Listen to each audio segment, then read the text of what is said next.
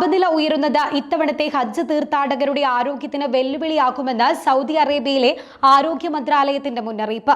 അതിനാൽ തീർത്ഥാടകർ അധികൃതർ നൽകിയ മാർഗനിർദ്ദേശങ്ങൾ പാലിക്കണമെന്ന് ആരോഗ്യ മന്ത്രാലയം വക്താവ് മുഹമ്മദ് അൽ അബ്ദുലാലി നിർദ്ദേശിച്ചു.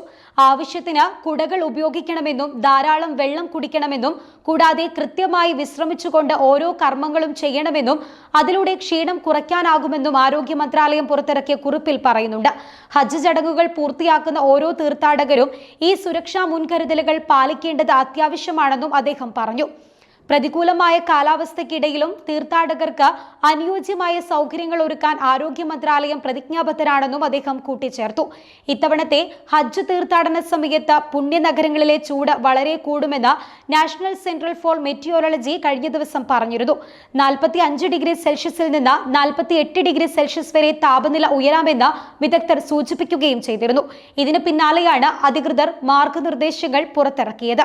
അതേസമയം വാർഷിക ഹജ്ജ് തീർത്ഥാടനം നിർവഹിക്കാൻ ലോകത്തിന്റെ വിവിധ ഭാഗങ്ങളിൽ നിന്നായി തിങ്കളാഴ്ച വരെ സൗദി അറേബ്യയിലെത്തിയത് 15 ലക്ഷത്തിലേറെ വിശ്വാസികളാണ്. 1.5 ദശലക്ഷത്തിലധികം തീർത്ഥാടകർ സൗദി അറേബ്യയിലെത്തിയിട്ടുണ്ട്. രാജ്യത്തിന്റെ എല്ലാ വ്യോമ, കര, കടൽ അതിർത്തിയിലൂടെയായി ഈ വർഷം ജൂൺ 10 തിങ്കളാഴ്ച വരെ 15,47,295 തീർത്ഥാടകർ എത്തിച്ചേർന്നുവെന്ന് ജനറൽ ഡയറക്ടറേറ്റ് ഓഫ് പാസ്പോർട്ട് അറിയിച്ചു. വിദേശങ്ങളിൽ നിന്നുള്ള ഏതാനും തീർത്ഥാടകർ മാത്രമാണ് ഇനി എത്തിച്ചേരാനുള്ളത്.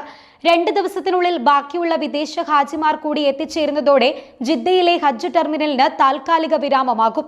പിന്നീട് ഹജ്ജിന് ശേഷമായിരിക്കും ഹജ്ജ് ടെർമിനൽ തുറന്നു പ്രവർത്തിക്കുക.